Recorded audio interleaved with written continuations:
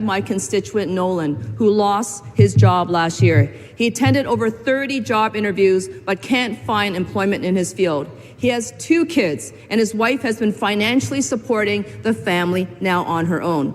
Nolan wants to see job investments from this government, but he knows that nothing is coming. This is the 8th consecutive budget that this government has tabled. How much longer must Nolan and his family wait until the Premier admits that he is a job disaster and simply out of ideas and solutions?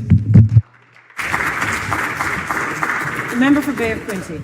Well, thank you, Madam Speaker, and thank you to the member for the question. And this couldn't be further from the truth. Since we took office, we've created over 1 million new jobs in the province of Ontario, including over 50,000 jobs in the last quarter of 2025 as well. We've already talked about the foreign direct investment story.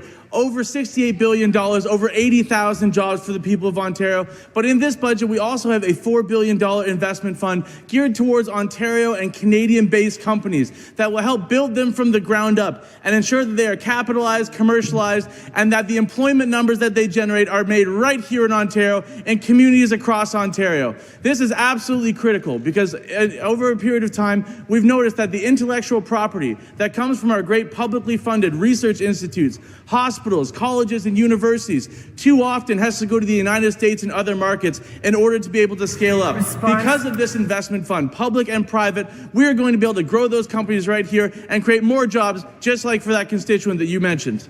Back to the member for Toronto. Thank you, Speaker. I'm sure Nolan will find that response just as patronizing and insulting as I do. I have another constituent. My constituent, Kenneth, has recently graduated with a PhD in cognitive science. For over a year, he's been sending out hundreds of applications before finally landing a job well outside of his field, his education, and his expertise, leaving him demoralized, undervalued, and underpaid for his skills and education. The Premier's budget released last week continues to leave skilled workers like Nolan and Kenneth out in the cold. Speaker, how is building an Austrian luxury spa at Ontario Place or a Ferris wheel at Niagara Falls going to help Kenneth, Nolan, and the 700,000 other families who are waiting to put food on the table? Back to the member for Bay of Quinte.